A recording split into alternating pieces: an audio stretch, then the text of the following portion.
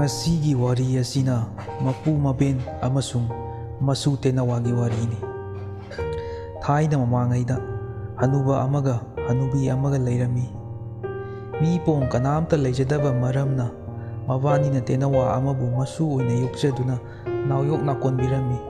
Matamna asum haukibana hanuba hanubido nongma nongmagi ahal sum oisalakki.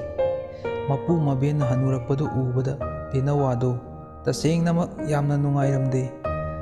Mana khalli ipu ibensina karigumba ahal oiduna leikidaba thoklabadi aidi kanaga lehogani.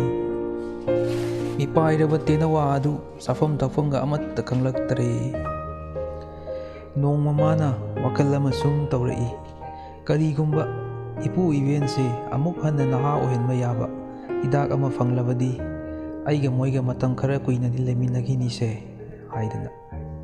Magi wakal ase mana mapu maben aduda tamjare.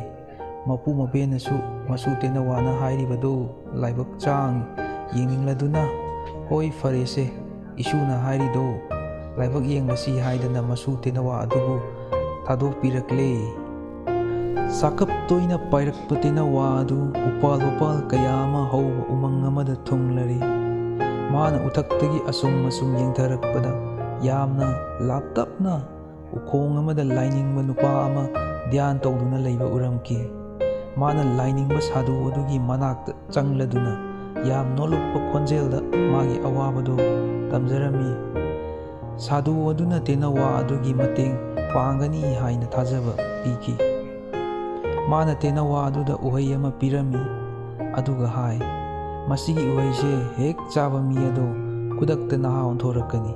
Tenawa aduna lainingba sadhu adubu thagat wahai kayana tawbimal khang ulammaga mayum lamdam tamna amuk uhai adu machinna chiktuna pairaklammi. Lam thapna pairakpagi waraduna tenawa ado ukhong amada ngaihak pothajarami. Mahakna tumlingaida uhai ado makhada pop launa takiba khangaude. Uhai tarakpagi makhol aduna manang nakpada tumduna leiramba lin kharo amabu khamprek khangalli. Lin kharo aduna taraklisibu karino haina yenglubada uhai ama oirambaduda mayana kak chiklammi. Matang aduda tenawa ado mikap tholaktuna thindaba tawduna uhai adubu lin kharo adudagi munduna mayum maikai tamna pairaklammi. Mayum hek yaubaga mapu mabenda thokdok punamak tamlaredo. Matang asida hanuba hanubi ani asina khalai. Masu tenawana purakliba uhai ase saruraga naha oibagi mahutta karigumba siba naba thoklabadi kari tawba haidana. Makoina chingnaba pokladuna makoina loijaba hui aduda uhai adugi machet amatang pijarami. Uhai machet adu hek chaba loibaga hui ado khudakta adum thawai thaki. Tasengbadi hui duda pijariba saruk ado ngasai linduna chikkiba hu chelaba sarukto oibajane. Adubu hanuba hanubi adunadi madu khangdaba maramna tenawa aduna mabanibu hatnaba sillibani khanduna masu tenawa ado khudakta hatokpire. Uhai adubuna makoi yena khada langthokre. Uhai adugi maru aduna amuk mayon chonglaktuna uhai ani panduna fajaraba pambi ama oina amuk hauraklammi. Matam khara asum haukre noma hanuba hanubi ado khanghaudana yam thina khannaraklammi. Khanabada natana hanuba aduna hanubi adubu yam thina su phubire.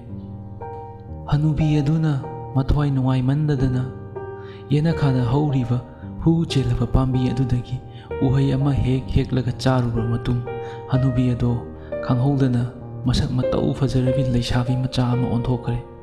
Matamduda mana ningamdana khalai. Isu tenawana haibado chumdi chumbajani. Aikoina mabu lana khanduna hek hatokpikida. Hanuba aduna yum halakpada hanubi adugi mahutta masak matau fajarabi leisabi ama leirambada. Mahakti khangdaba maramna ibema naben kanaidan leiye nang kanano haidana hanglamki. Hanubiduna wari pumba liraba amasung lemhoriba hai ado hanuba aduda amuk pijaramki. Hanuba adusu khudakta chung phiral charaba pakhang macha ama oina onkhre. Makhoi animak ngakpu ngakkadra nungbu nungaigadra khangdana leiki. Adubu thangnaba mikupta makoina hatokpikiba masu tenawa adubu khangning ningsinglaki. Matam aduda Hanuba aduna Hanubi aduda hai. Lambida lin kharongna chikpadagi haidugi saruk ado hu chenbasu oiramba yaiko. Enthoknasu wakhan thenkhreda aikoi mioibase isu tenawabu hek hatokpikhida.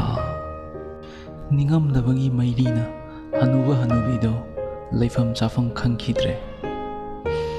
Wakalna laiman oiduna mamai thangdadi makhoi ani ado hainare isu tenawasu leitre aduna ibani naha ori haiduna kanagi asada amuk hinglukini. Masi hairba matung numit tumaktada Hanuba Hanubi adu manak nakpa turel amada songthaduna seminarki. Asumna Hanuba Hanubi amasung masu tenawa makhoi ahumak mathang oina seminarki. Matang asida wari asi loijare. Wari asibu loiba fok tabibagi damak adombu thagatjari.